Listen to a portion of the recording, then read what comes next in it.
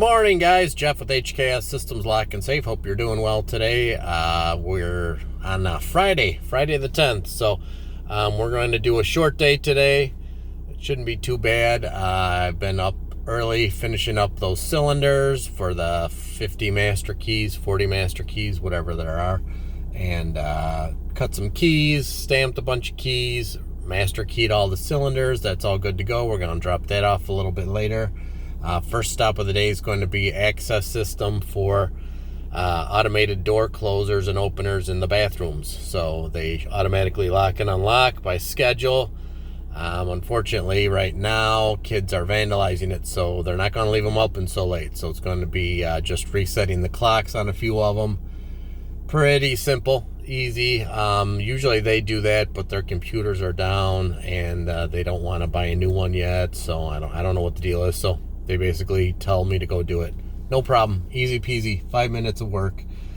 Just got to get there and do it. Then the next stop, we're going to drop off those cylinders. We got some UPS to drop off for my side hustle. I'm just cleaning my stuff out in the house and getting rid of some stuff. So that's always a couple dollars in the pocket, even though they tax you out the ass for selling anything online anymore. So that's really not even a money maker, just to get rid of some stuff and make a couple bucks. Then we have... what else do we have? Well, we have to go to Woodstock later today and do a rekey for one of the customers. So we'll be back in, we'll check in and show you the highlights of the day. See you later. All right, guys, so we're just here loading the computer up. We got just started it, so just starting. Okay, touch screen. Gotta love the touch screen. They're pretty nice, actually, when they work. So that's going to come up to the system. Plugged in my cord. You should hear a little beep. We're going to go to tools. I don't know if you can see this or not. I'm going to do COM port test. What that does is basically tests that cable. And if you don't do that, it won't talk back to the computer. So you're going to put test. You should see that little COM test thing there. Should be highlighted. So test should come back passed. Compact test, COM port tested. Yep. Go and click set, and we're ready to roll. So we'll be back. These are all secured customers of mine, so I'm going to have to come back in a little bit after I open this up and show you the download. Alright, guys, we are good to go with these. Just uploaded and downloaded the data. Did the data dump, which is the audit trail. I like to do that at least once a year. They didn't ask me to do that, but I figured I'm here, might as well do it. It takes 5 seconds. It's good to clear the memory out, just like a computer. Sort of defragments things and makes it a little bit smoother running. So we'll be back to the next stop. Alright, I'll try to film this. It's not too easy to see, but this is Crystal Lake. This is the Dole Mansion. Dole as in the Dole pineapple people. I don't know how they ended up in Illinois by doing pineapples, but that was their place, built long time ago. I don't exactly know the dates, but old house, that's for sure. The one weird thing on that is I got a bunch of historical stuff in there, which is pretty neat, but the caretaker lady actually hung herself in the belfry up there. So a little weird, scary, dark old section of history, but this is the actual Crystal Lake of Crystal Lake.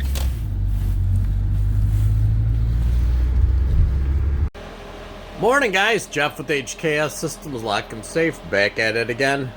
What do we got today? Well, we got today a bunch of glass work. Glass door. So we're going to put in a new lock body, pull handle, outside key control. Just got some keys. We got the rekeying job that we're finishing up, which would turn in from 50 to 60, and just finished that up this weekend.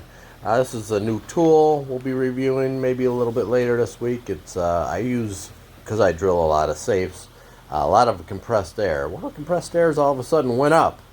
I don't know why it's so expensive, but compressed air is like $4 or $5 a can now. So bought this guy. Pretty neat. Pretty powerful too. It's on Amazon. And I got a new stream light too. So we'll be back. I'm going to be hitting the job a little bit later today. New stream light's pretty cool though. It folds out. I love magnets, and it's got a holder too, which I never really use, but the magnetic base I use all the time on safes. It's nice to just stick on there, and then you could stick it on there like that. It has a magnetic light on there as well, and it's bright as shit, so yeah, pretty nice. That is from Streamlight. Actually, I bought the one that was recommended from Locks NY, and I really like that one. And this one's just a little smaller footprint, and like I said, a lot of times when I'm on a safe, it's just nice to have little overhead light, ambient lighting. So this one's a little smaller. Bought a couple of these actually. Not cheap, $70 each. So buyer beware on that one. I'll let you know in the long run how it works, but so far it does what I need it to do. So we'll check it out. I've only had it for about a week, so we'll check it out. Be back with you a little later. So this morning we're going to put in a rental unit, outside key control they need. The deal was with this, it was a banquet room, and they sort of just put exit onlys on with broken bars. So I got a little bit of a dilemma when they mounted the bars, the panic bars, to meet fire code for a banquet room. A, they never put outside key control, which is why I'm involved, and then B, they mounted them above the 48 inches. So therefore it's not ADA compliant to begin with, so I'm going to have to discuss with him what I want to do, and it's broken. So there was an existing Adams Wright 1800 lever, just a regular old deadbolt with the T-turn. So I think I may reuse that, put the key on the outside for that. I have to put in a pull handle because there's no pull handle whatsoever. And then I'm going to install a Adams Wright lever. I think that's going to be the way to go, because by the time I remount, put in that outside key control for the panic bar and repair it, it's going to far exceed the other way. So I think that's the way I'll go. What would you guys do? Leave it in the comments. Let me know what you think. I think the cheapest way, it's just literally being for show right now. It's just being shown for rental, so they may subdivide it. I have no idea what it's going to be or could be. It could be anything from a convenient shop to a pot dispensary to I don't know what. But it doesn't need, they're going to need the panic bars either way, and 2 locking devices on the door is against the life safety codes, and ADA codes say you can't have that panic bar above 48 inches, and it's almost up to my chest, and I'm 6'3". So anyways, we'll be back. I'll give you the thoughts on that. Alright guys, so this is Jeff with HKS, just showing you what we're working with here. I did just measure it. It is 48 to the top, so we should be good to go for that. So if you don't know, this is the Adams Wright 8800 series panic bar. This is the one with the emergency exit, and how you take this apart is 2 screws here. They are Phillips, so if you could get a Phillips through there, if not, just use a really thin one. Typically they're loose enough to do it. You're going to screw it all the way out, that'll come off. There'll be 2 screws through there. So we'll be back. So that's what you get once you come from the other side. You can see those screws go right through. Just sits in there like that. These bars are just literally crappiest bars. Probably one of the crappiest bars I've ever seen designed, but it is what it is. Yeah, I'm not so sure we're going to be doing that. That's mounted in with self-tapper screws, and I don't think we're going to be reusing that. I think we're going to try to get that plate off and do it that way. It's just going to be more of a hindrance to try to get that together than it is to take that out and do it the right way. We'll be back. Alright guys, so this is the Adams Wright 8800. If you've never seen these are literally some of the crappiest bars made. So the way this works is this little star gear, as the door closes, hits the strike, rolls behind it, and locks it basically. The only thing that locks this is literally this little steel plate here. That's it. That from there locked to there unlocked. That's just a junk design. And then once you move that back, this gear is free to flow forward or backwards. With it locked, obviously it can't go backwards. Once that is pushed back, it allows that to move back and forth in a full 360 degrees. Just a junk design. Very problematic, and I'm not going to reuse this. If he wants to reuse it, he's going to have to replace it with a different model, because I'm not a fan of those. I've only got like 2 of these out, and every season they have issues. So you can see that's all it does, is literally just moves that gear back and forth. Just junk. So we'll be back. We're going to take that cover off and do it the right way. Alright guys, that worked out better than I thought. Underneath this plate, after I hot gunned it off, is a full, ready to roll lever set system. So I was going to do a review on my lever set, but probably won't need to do that, but I'll show you the ins and outs of these. Be right back. Alrighty, so you're going to get the master class on the Adams Wright 4550 installation. This is what comes in the packet.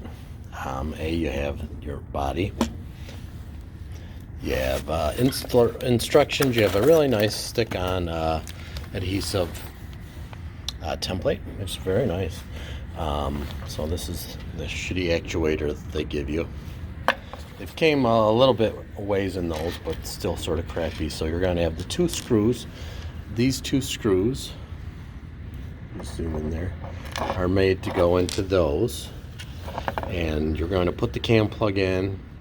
I'll leave the set screw loose, put this in, and make sure everything's working smooth before you tighten the set screw to the side. Then put the actuator in, which is in the lock body. You know, that's the one that moves up and down. I showed you that in the instructions for the Adams Wright install jig. And then those 4 screws just go 1, 2. Alright, so you're going to rehand this. You're going to take that screw out. There's a, if you see, there's a double hinged spring on there. So one side goes to one side of this, one side goes to the other side. It basically just returns it to 0. You're going to take these 4 screws out, 1, 2, 3, 4. Move the handle over, reinstall the plate. You really can't mess this up. It's only one way it'll fit. So then you're going to take that spring, put it to the side again, and screw right in the center. And we'll be back. I'll show you how that looks once we're done. So that's before, and we'll be right back. Alright, so you're going to spin this. Sometimes when you take that plate off, you need to spin that a couple times. You can see that's perfectly parallel, and that is now a perfect square parallel. Sometimes when you spin them, they'll be set off, so it won't be like perfectly square. It'll be sitting like that. You got to keep spinning that handle until you get a perfect square. Otherwise you're going to have issues with timing. So sometimes it's 1 time, sometimes it's 2 times, but you just need to spin that and then make sure that that spindle is straight and square parallel from like this section up parallel. Alright, now you are ready to install into the door. Obviously actuator goes in first. Get that all set, put in the spring system. And I believe this spring system comes with this little addition. I'm 99% sure, although I've never used them. That is to make it for a longer door, I'm guessing. That's the only thing I've ever seen. Maybe it says in the instructions. I've never even used one, so sort of a rare thing. But maybe that's for the thicker door kit. But that little bar thing and the extra little spring section I've never used in 25-30 years. So although they've only been on the market probably 15, so very rare if you need them. Alright, so that is put back together, square, and it's timed, and they're very greasy, by the way. I always have a towel. So you're going to put the cam in there, you're going to put the spring in there, test it. I usually do it with the bolt extended. That way, when it's extended, that's in the bottom position, as opposed to trying to force it back and forth in the locked and unlocked position. Do it in the locked position, then it's automatically in that position, and then time it. We'll be back. All right, once that's in, put those 2 screws in. Make sure this is either flush or below the level of the door, otherwise you're going to run into issues, and then you're going to time it. So that would be, you can feel it when it's about to catch to retract. You're going to want to. All right guys, so typical, because everything's rusted out here, it's been vacant for a while, that actuator would slide past it occasionally, so we ended up just replacing it with a new lock body. So we're all good to go now. We just need to put the outside trim on, and you can see that guy's nice and new and fresh. Locked, unlocked. Then all we got to do is put the cylinder on and the side plate, and we'll be done. We'll be back. All right guys, so we had an issue with that old lock body was all rotted out, so we put a new one in. So we got the paddle done. I'm leaving that strike there just because they may need to put that in or something similar. So we put our push pulls in. Those 2 screws are for the handle, which was removed a long time ago. You can see we put a brand new lock body in there and put a pull handle in there.